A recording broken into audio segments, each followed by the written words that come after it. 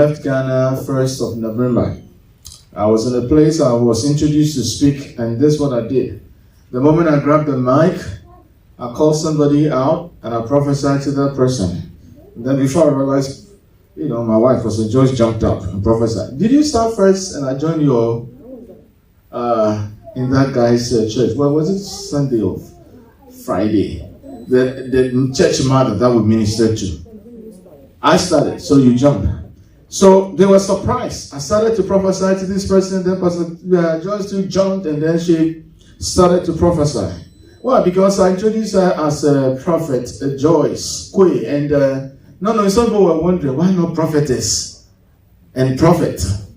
Is she, am I making her a man? And I said, I had to explain to them, no. In Ephesians chapter 4, from 11, it says he gave some to be apostles, prophets, evangelists, pastors, and teachers. There was no prophetess there. Do you get it? Because in the spirit, there's no gender. The ministry is the ministry of prophet. So that's why we address Prophet Joyce, and that's fine. Hallelujah. Okay, I'm your pastor. When I go out, I'm addressed as an apostle or prophet, depending on where I am. Okay, so we ministered to her. And then she was all, the power of God was on her. Then we finished with her. She sat down and I said, and you have a daughter that you're worried about. And I started to go on blah, blah, blah, blah. And we left her. And then I pointed to somebody on my right. And I said, you are dressed. You're looking gorgeous. Then the interpreter said, beautiful. I said, I didn't say that. Even though she's beautiful. I don't want people to think otherwise. You understand what I'm saying? So I said, okay, you are gorgeous, but you've been crying. And this crying is over. There's this thing about relationship, blah, blah, blah. And then I said, if you were in my church, I would have touched you here. I would have laid hands. But, because you don't know me. So I said, okay, Schatz. Okay, Schatz is the German version of darling or honey. All right, so we address each other, Schatz. So I said, okay, just touch her. The power of God hit her. She fell over. Then everybody so what are these guys doing? Because you see the way we conduct ourselves, we are cool. We are not like whatever, So everybody was now wild. They thought we were going to continue. I shut it down. I said, no, let's go to the word. And they were surprised. And we continue with the word. Because I realized in that church, I think all that they are receiving prophets for is no word. And they are light. You see, the word gives you the foundation. Everything that we do is contingent, is based on the word of God. I'm talking about present truth. Some people are still in the Old Testament. They are coming. They will come. They are still in the Old Testament. They are yet to get to the New Testament. But that's fine. But let me leave that alone and touch on something that would be a blessing to you. I'm going to be brief. It's not going to be the normal time, because I can't do that. Well, so we welcome viewers across the nations. This is Liberty House International Church, coming to you all the way from the USA, and you are watching us live by way of YouTube and Facebook. If you miss any portion of this live stream, please go to our webpage, libertyhouseusa.org. Once again, libertyhouseusa.org. Today we are not coming to you with the bilingual, with the Spanish, because we have short time to do this. And, if I speak 2 minutes, the interpretation will also go 2 minutes. So I'm here by myself. So you're watching me, I'm looking at you. I'm a messenger of the Lord Jesus Christ, an agent of change and transformation, with a message of transformation for you. So let's go straight to Luke chapter 16, verse 13. I'm not against you, I'm here for you. My delivery is unique. So in case I say something that does not, register well with your spirit, please, let's not fight. We are still family. Hallelujah. Let's examine everything that I say in the light of present truth. If it's truth, then swallow your pride and take it. Oh, there you go. You started it. Okay, it's true. We have to swallow our pride to take the word of God. And other than that, pride is going to get in the way. All right. So Luke chapter... I'm sorry, not Luke. John. Stretch forth your hands towards me and pray for me. I'm in a rush. Am I speaking too fast? Okay. I'll slow down. So John 16:13. Jesus speaking, he said, when the Spirit of truth comes, he will guide you into all truth. He will not speak on his own, but will tell you what he has heard. He will tell you about the future. Because I don't have time, I'm going to do justice to this. Now, Spirit of truth. Who is the Spirit of truth? The Holy Spirit. The same Spirit is what God used to create the whole world. And he says he will guide you into all truth. He will guide you into all truth. Not some of the truth, but all the truth. So anything that relates to your life, any area of your life, facet of your life, department of your life, he knows it.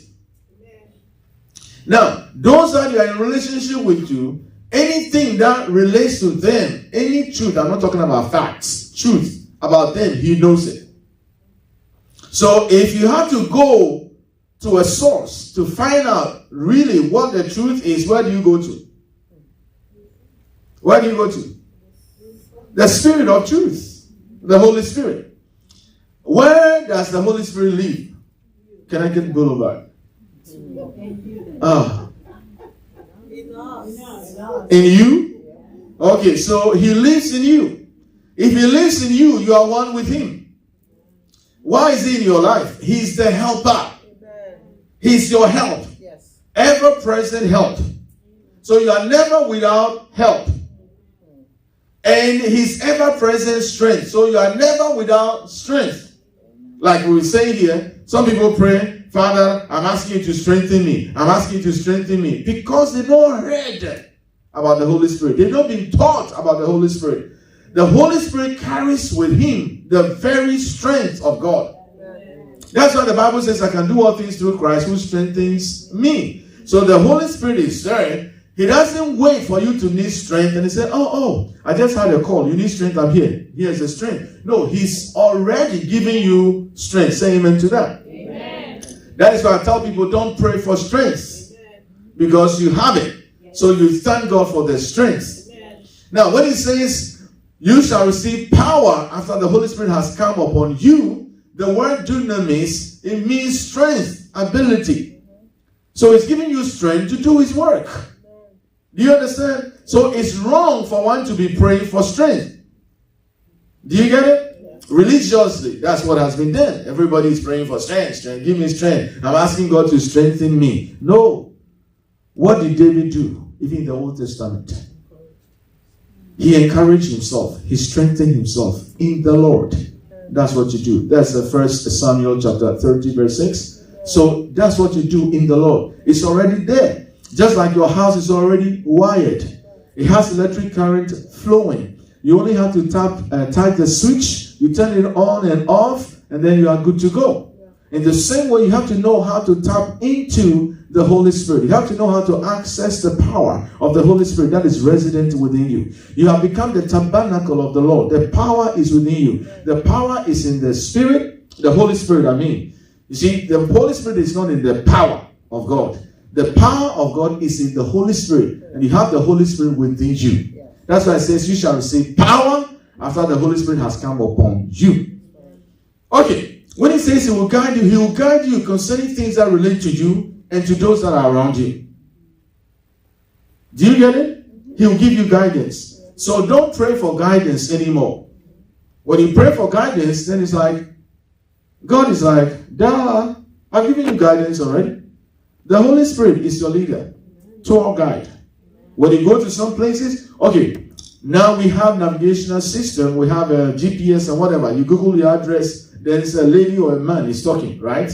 And you are following them. In the same way, do you pray? I mean, when you key in your address to wherever you are going, do you stay in your car and then you begin to pray, I need help with directions. I need help with directions. Do you do that? So in the same way, when you key in, because faith, that's how you key in. By faith, you believe in the Lord. You trust in him. You trust his word. Then now your ears have to be tuned to him, your spirit. So now you follow his lead. Say, follow his lead. So that's why I say start with the word. If you don't know the word, start with the Matthew, Mark, Luke, John, read the Acts of the Apostles.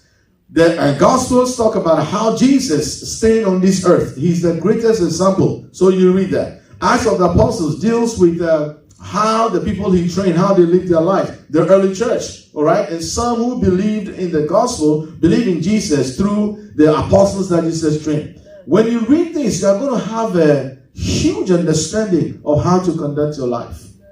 It's enough. For years, I have heard it. Thank God for revelation. Like Saul had revelation and he stopped persecuting the church. He thought he was right. So for years, I've heard wrong teachings, error. All right? One is like I've been saying here. People are fasting for power.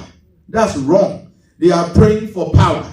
They are praying for grace. When God has already given them grace. Because why? Slow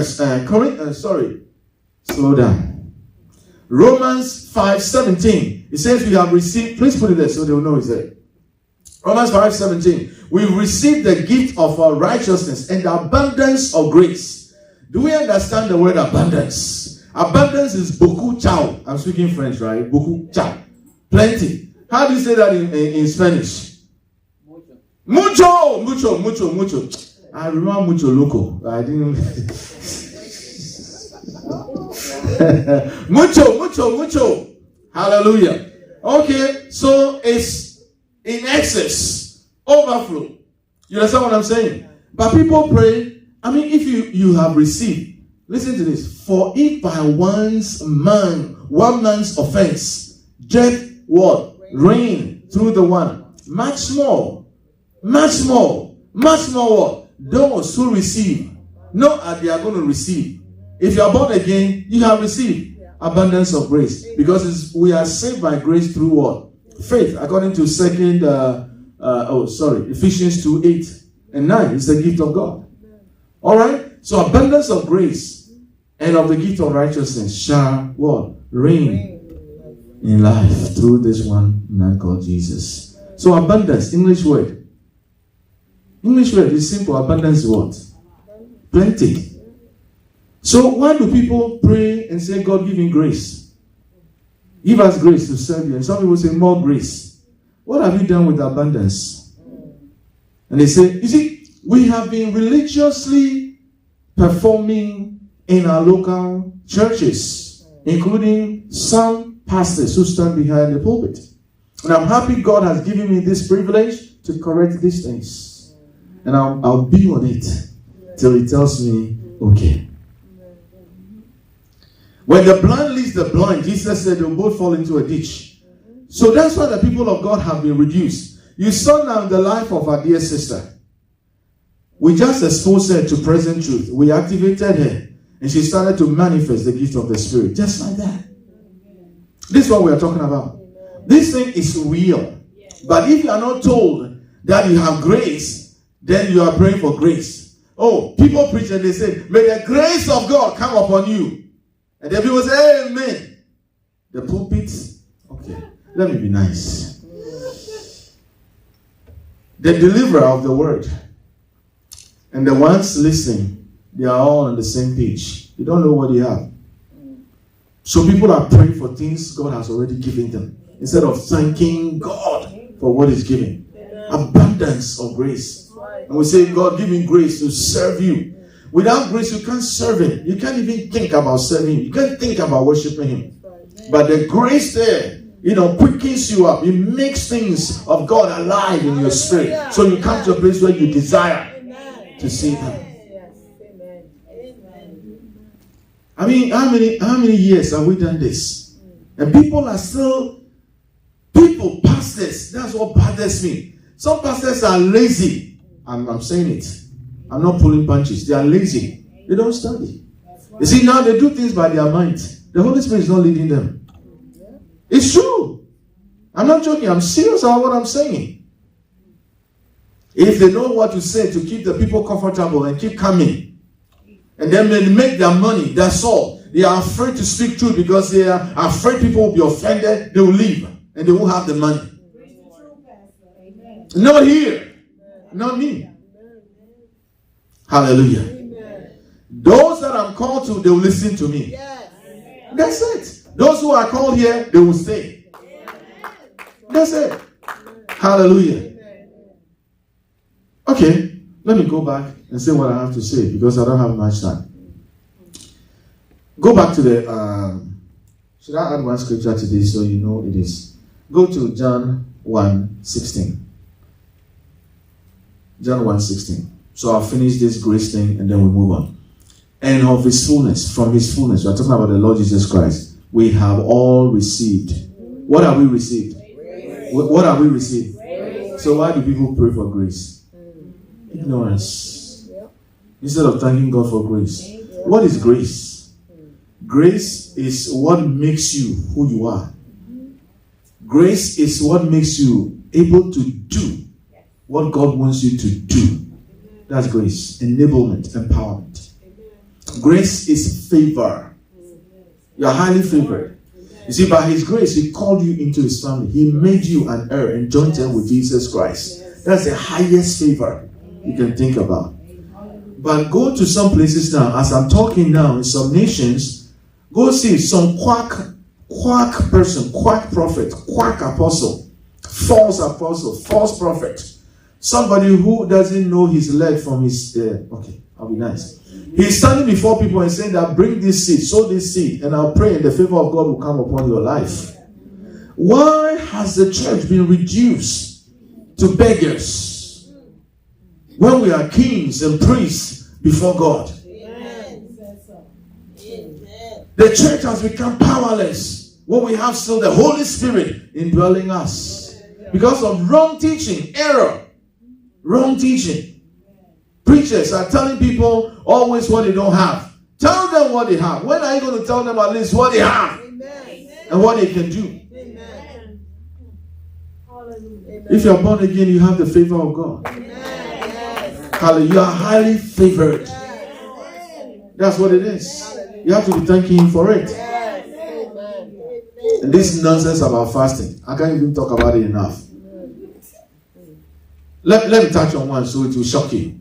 You see, we receive from his fullness. Let's have the Amplified version. Then I'll come back to the fasting thing and I'll move on. Amplified version. People are fasting for things they have already received. For out of his fullness, abundance. When you hear the word abundance, what other word should come to mind is fullness. Whatever God does is complete. Whatever he does is what? Complete. Whatever gift he gives you is complete. Some people say, oh, well, if I had faith like you. You saw, we activated our dear sister and brother, and you saw it. I've been doing this for years. This is the first time, but she was able to do it. Because if God gives you big faith and gives you small faith, but he's asking us, both of us, to love our enemies, is God fair? So you see the nonsense? Some of this preaching. Nonsense. So out of his fullness, abundance, we have all what? No, you guys, what are you reading? Let me read it. It says, for out of his fullness, abundance, we all are going to receive. Tell me, what is it? We have already received. All right? All what? Had a share, and we were all supplied with one grace after another, and spiritual blessing upon spiritual blessing, and even favor upon favor, and gift heaped upon gift. Grace is divine influence upon your life. God created you for a purpose. So the grace is what brings you to the place to do whatever he wants you to do and to be who he wants you to be. That's it. Hallelujah. Now let's go to the fasting thing. One of the diabolic teachings in the church has been, when we fast, that's one of the ways we humble ourselves. No, what? They say, I fast to humble myself before the Lord. That's false teaching. Fasting in the Old Testament, it was like that. Then if they want to do it, they should put the ash cloth on themselves and ashes on themselves. That's how it was done. You have to humiliate yourself. You have to afflict your soul to humble yourself. Fasting was used in the Old Testament. But I know we are not in the Old Testament. Thank you, Lord. We are not. But people are still holding on to the Old Testament stuff. Now, I wonder why they don't do the animal sacrifices. If they want to do the fasting thing that is in the Old Testament, then they should do the animal sacrifice. And they shouldn't be talking about the blood of Jesus, the blood of Jesus. That's fake. Am I right? Yeah. That's Old Testament. But what does Bible say? Present truth. We are dead. I'm going to give you two scriptures and then I'll move on. We are dead to the law. Put it there. Romans 7:4. We are married to Christ. So some pastors are not teaching this and they take them into bondage. The law that nobody could do. Jesus fulfilled it. Let's read together. Read. Therefore, brethren, you also have become what? Dead to the law through the body of Christ, that you may be married to another. To him who was raised from the dead, that we should what? Bear fruit to God. That's why I say we are not Jehovah's Witnesses. We are not followers or disciples of Moses. We are disciples of the Lord Jesus Christ. There's a difference. And how many pastors are teaching this? How many spiritual leaders are even aware of it? That's why they come up. They put a bondage on their people. The beginning of the year, everybody 40-day fast. Some people are doing 70 now. Foolishness. That's very nonsensical. 70 days. Jesus did 40. And then you are doing 70. Jesus. Lord have mercy. And people feel they become so committed to foolishness. The word of God that says, forgive even your brother, forgive your sister, they won't do that. Love your enemy, they won't do that. That one, they don't see it. Love people as I have loved you, they don't see it. They don't talk about that. But the fasting thing, every local church, average local church, fasting and prayer, fasting and prayer, fasting and prayer. What are they going to have a days to talk about love? Because Jesus said, by this shall all men know you are my disciples. A new commandment I give to you. The love commandment. That's not what I want to talk about. We are dead to the law. Then look at 2 Corinthians chapter 3:7. It refers to the law. 10 commandments. Did he say 10 commandments? Yes, 10 commandments. It didn't save me in the first place. It cannot save anybody.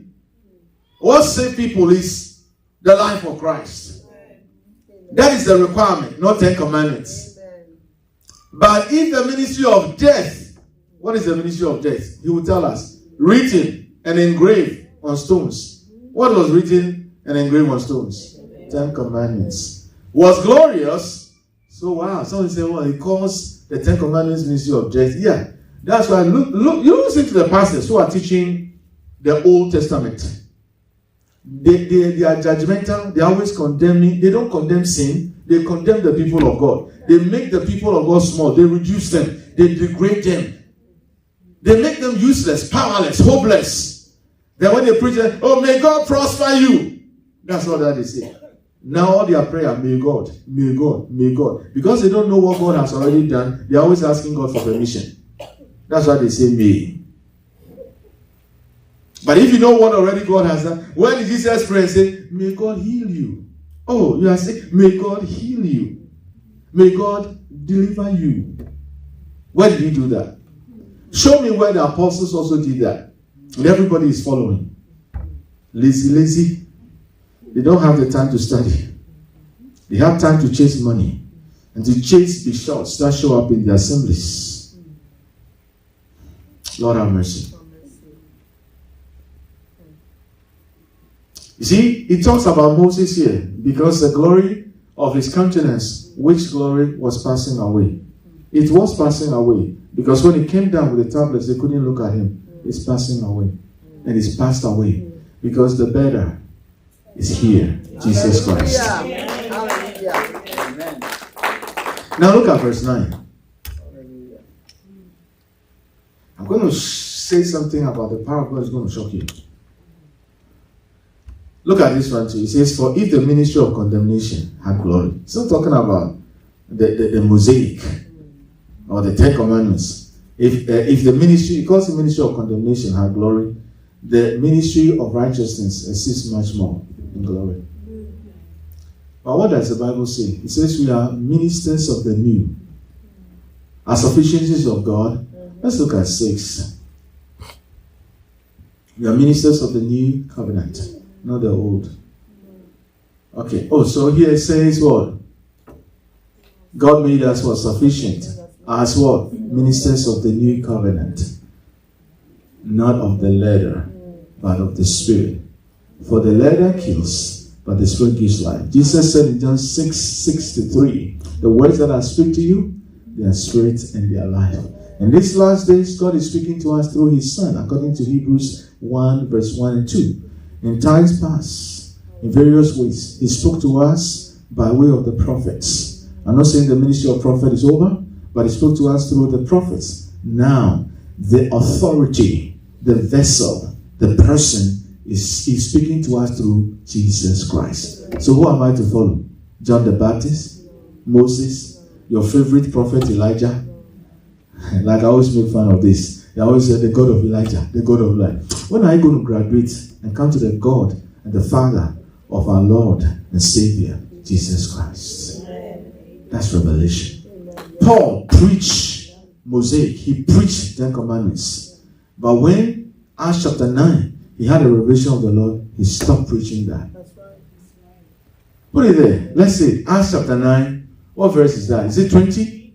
When he had the revelation, right away, he started preaching Jesus as the Messiah. Somebody check it out for me. Start preaching Jesus. If I don't have it right. Oh, yeah. Okay, so there it is. Immediately, he preached the Christ in the synagogues that he is the Son of God. He didn't continue teaching the law. He didn't take them back to the law he was following. Jesus did the same in John 8:32. No, go to 31. John 8:31. When they received the word, Jesus said, if you continue in my word, if you abide in my teaching, you see, then Jesus said to the Jews who have believed in him, go back to the law, obey the 10 commandments. This, you see, what am I saying? Some who don't understand me when I'm speaking these things, because it's not popular, they react.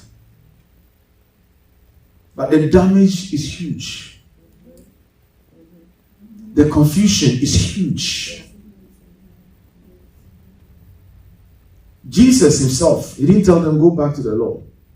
But he said, if you abide in my word, current, now, my word. He would have told them go back to the 10 commandments. He didn't. My word.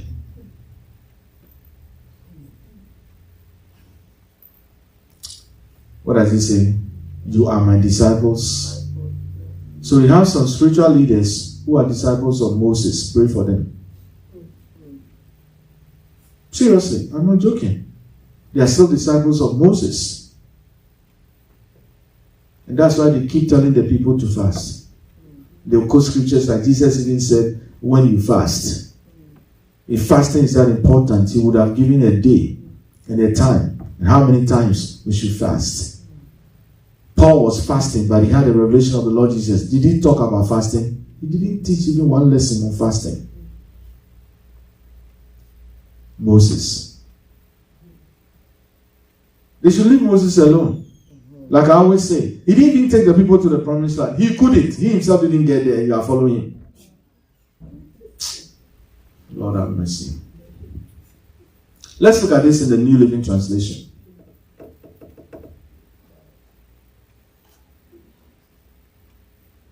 Jesus said to the people who believed in him, you are truly my disciples if what?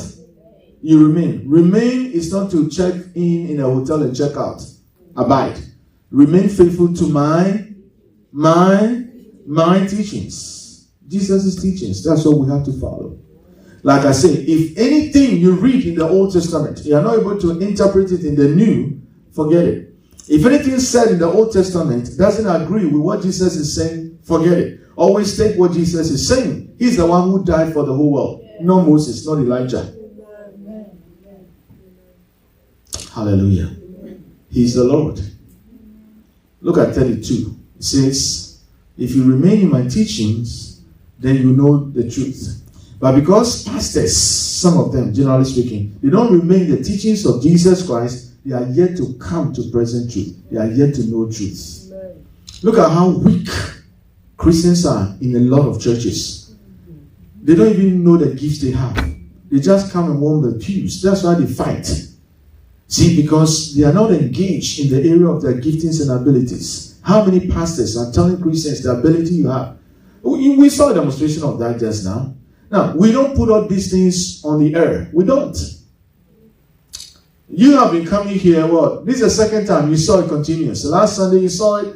Before you came in, we've been ministering to people. So you say it again. The power of God is real. It's real. And one of the things I'm called to do is to train people to flow in this power.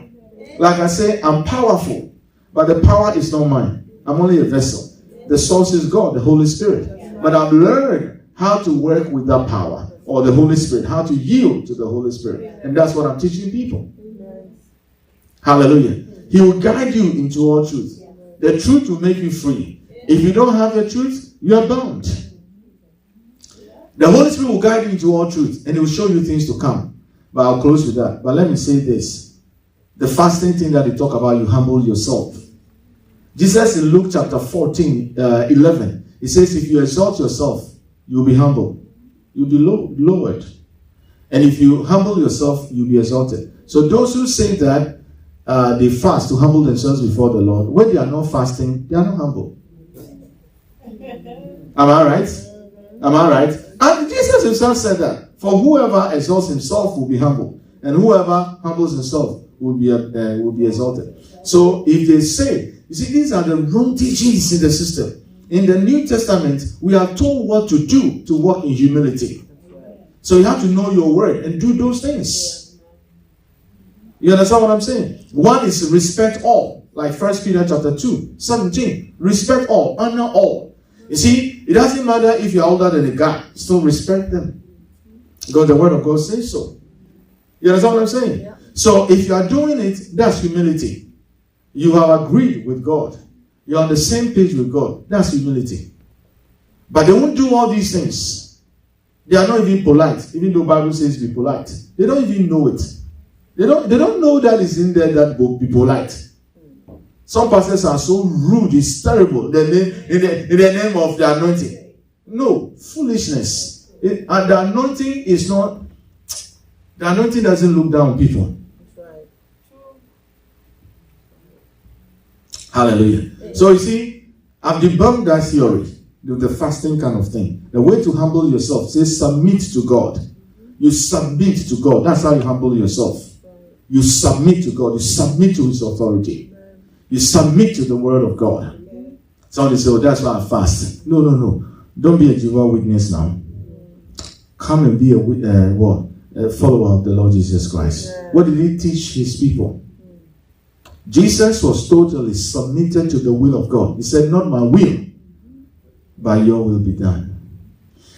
Philippians 2:5, He humbled Himself. Let this mind be in you. That was also in Christ Jesus. He humbled Himself. He took upon Him the form of a servant. He was obedient unto what? Death. The death on the cross. That's humility. Agreeing with God. Total submission to the will of God, to the way of God, to the work of God. That's humility. What is people going, oh please. That is not humility. It comes from the heart. The fact that someone doesn't say please doesn't mean that they are not humble. Or please because so they are humble. No. You push them and see. Just push them a little. You see whether they are humble or not. Hallelujah. Amen. Humility is what Shadrach, Meshach, and Abednego displayed. They refused to bow. They were thrown in the fire. Then we are ready to go. Humility is what Daniel displayed. Humility is what Joseph displayed by refusing to sleep with Mrs. Potiphar. That's humility. That's right. When anytime you act on the word of God, You are walking in humility. It's not fasting. That's why they are in and out of the Spirit. They've been teaching people you have to fast for power, you have to fast for the Spirit of God. And I've proven it. It's in the Word. The Spirit of God is a gift. According to Acts chapter 2. It's a gift. I have it online. Go Google and see. It's a gift. Peter said, repent and receive this gift. Hallelujah. Amen. In Acts chapter 11, it shows it's a gift. And they are working for a gift. Who works for a gift? Oh, I'm going to be cleaning your house, so my birthday you buy me a gift, okay? That's not a gift. That's what people are doing. Ignorance of truth. Let me finish with John 16:13. It says, He will guide you into all truth and He will show you things to come. That's what we've seen. You see, when we meet, like a while ago before I came online, some people were ministering. And at times, we've been told, one of these wrong teachings, that the simple gift of prophecy is for comfort, edification, and exhortation. I've taught these things before till my eyes open. So they said, you can't predict. You can't talk about the future. But when the Holy Spirit that is in you will show you things to come, is it not the future? Yes. Does it say that only pastors will see things in the future? No. Does it say only prophets will see things in the future? No. Don't mind these quack, foolish, self-appointed prophets who say, oh, you see, because I'm a prophet this, because I'm a prophet that. Don't mind them. They are quacks. When you see a genuine prophet, he will prophesy you into the will of God. He will prophesy you into purpose. He won't be addressing your weakness. He will be addressing the strength, the graces, the giftings that God has put into you. That's what they do. This nonsense accident. I see blood. I see blood. They are not even seeing the blood of Jesus. They are seeing blood. They are going to die. Then they create fear on the people. Then they take your money. They should wait. We are coming. We'll displace all of them one after the other. Hallelujah. Look, what I'm doing, I'm serious about it. So there's prediction. So I changed my mind because I've seen people. What you saw here, when I go outside, I do the same. One of the years I was in Ghana, 2019, I went to a place. I didn't want to go, but a friend of mine, pastor friend in Canada, said, oh, my nephew is in Ghana. He started some service. He wants you to be there to help. So I went there and I preached. So because of what he's been told, he wanted me to prophesy to his people. After preaching, I said, no, I'm not going to do that because that night I was also going to handle my leadership conference. So I said, okay, this is what I'll do for you. I said, I'm going to activate some people here and I'll leave them to prophesy. I didn't take any money from them. I didn't receive any offering. I don't do that. No. So I said, who here hasn't prophesied before? Some hands went up. I said, okay, you guys come forward. They came forward. And then I read here, I showed them in the Bible what it is, I activated and they turned around. The first person was giving me a hard time. Some people are very much aware of themselves. They're like, I don't want to embarrass myself. I don't want to make a mistake and they're going to laugh at me. So I moved out of the way. Then I went to the next person. So I said, okay, go ahead. You're all activated. What do you see? Then he said, I brought somebody before them like I normally do. Then he said, tell your mother not to worry about her business. This we were told that only prophets can do that. Because the simple gift of prophecy for every person other than the prophet is for comfort, edification, and what? Exhortation. It's stated in 1 Corinthians chapter 14. But based on this scripture, I realized that no, there's more to it. So I started talking about the business. Don't worry, the business, but then I stopped it. I said, excuse me, do you know her? No. Do you also the one receiving the prophet? I said, do you know her? No. So I said, okay, does your mother have business? He said, yes. You see what they were talking about? And here we've seen even names. Today we had one name come up. Am I right? Yes. So that's how deep it is. But I stayed on the wrong teaching for some time till I got the revelation. I'm telling you what I know. And God has used me in this area for years. So I have the boldness to talk about it. Nobody can convince me otherwise because I'm experiencing it. Do you know what I'm saying? And now, the office of the prophet goes beyond. He guides, he directs, he trains in righteousness, he corrects, he raises people, and that's what you are seeing me do. Teaching people. Vivid from the Old Testament, the prophets were raising, they had schools of the prophet, and they were raising, training, activating people. That's what I'm doing. So there's more in the area of the ministry of the prophet. So this is wrong. What you've been teaching is wrong. In Luke chapter 1, verse 35, Jesus was conceived by how? When Mary said how? He said the Holy Spirit will come upon you. Luke 1:35. He said the Holy Spirit will come upon you, and the power of the highest will overshadow you. That's simple. How did Jesus do his ministry? Acts 10:38, he says, how God anointed Jesus of Nazareth with the Holy Spirit and with what? Power. Who went about doing good and healing all those who are oppressed by the devil, for God was with him.